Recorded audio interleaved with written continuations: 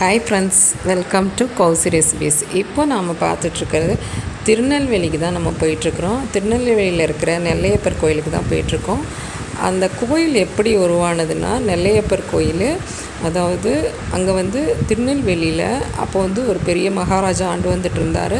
அப்போ அன்றைக்கி டெய்லி அவங்களோட அந்த அரண்மனைக்கு ஒருத்தர் பால் எடுத்துகிட்டு வருவார்.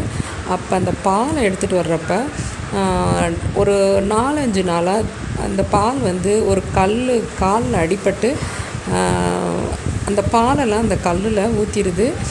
அதை அரண்மனையில் ராஜாக்கிட்ட சொல்கிறாரு. உடனே ராஜா என்ன பண்ணாருன்னா, காவலாளிகள்கிட்ட சொல்லி நீங்கள் அந்த கல்லை அகற்றிடணும் அப்படின்னு சொன்னார்.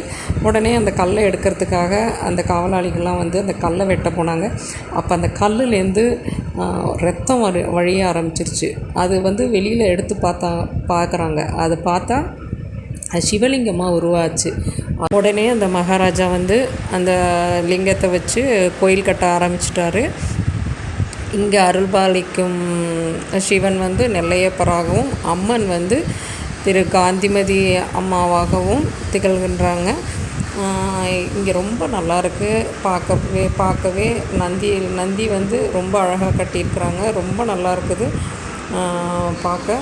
நீங்களும் திருநெல்வேலிக்கு வந்தீங்கன்னா இந்த மாதிரி ஒரு நல்ல கோயிலெலாம் இருக்குது. இங்கே இந்த கோயிலை நீங்கள் பார்க்கலாம். ரொம்ப நல்லாயிருக்கு. சுவாமி அவ்வளோ நல்லாயிருக்கு பார்க்கவே. ரொம்ப அழகாக இருக்குது. அதே மாதிரி அம்பாள் பார்த்தீங்கன்னா அவ்வளோ நல்லா இருக்குது. நாங்கள் இந்த கோயில் பார்த்துங்க, இங்கே சிற்பக்கலையெல்லாம் ரொம்ப அழகாக கட்டியிருக்கிறாங்க.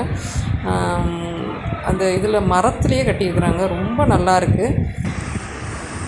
நீங்களும் திருநெல்வேலிக்கு நெல்லையப்பரையும் காந்திமதி அம்மாவையும் தரிசனம் பண்ணிட்டு போகலாம். ரொம்ப நல்லாயிருக்கு. இந்த வீடியோ உங்களுக்கு பிடிச்சிருந்தா லைக் பண்ணுங்கள், ஷேர் பண்ணுங்கள், சப்ஸ்கிரைப் பண்ணுங்கள், கமெண்ட் பண்ணுங்கள், பெல் ஐக்கானை கிளிக் பண்ணுங்கள் அண்ட் ஹைப் பண்ணுங்கள்.